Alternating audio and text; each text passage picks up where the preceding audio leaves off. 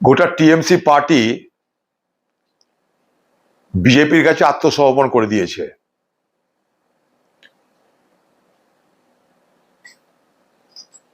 আজকে টিএমসি পার্টির যিনি নেত্রী মমতা ব্যানার্জি এবং খোকা বাবু, তারা দেখুন একটা জিনিস যেটাকে বলে পোয়েটিক জাস্টিস। আপনি যেমন করেছেন আজ তেমন ফল পাচ্ছেন। You are being paid in your own coins.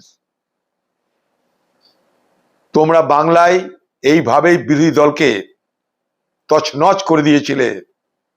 আমাদের দলের এমপি, আমাদের দলের এমপি না এমএলএ, আমাদের দলের নির্বাচিত মিউনিসিপ্যালিটি, নির্বাচিত জেলা পরিষদ একটার পর একটা ধ্বংস করে দিয়ে জবরদস্তি পুলিশ প্রশাসন মস্তানকে ব্যবহার করে তোমরা নিজেদের দলে সামিল করেছিলেন।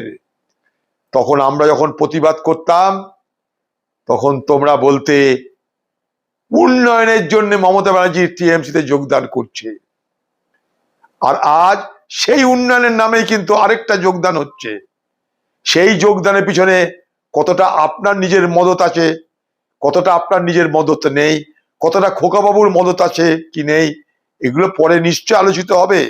কিন্তু এটা প্রমাণ হয়ে গেল যে অন্যায় পাপ দীর্ঘদিন স্থায়ী হতে পারে না।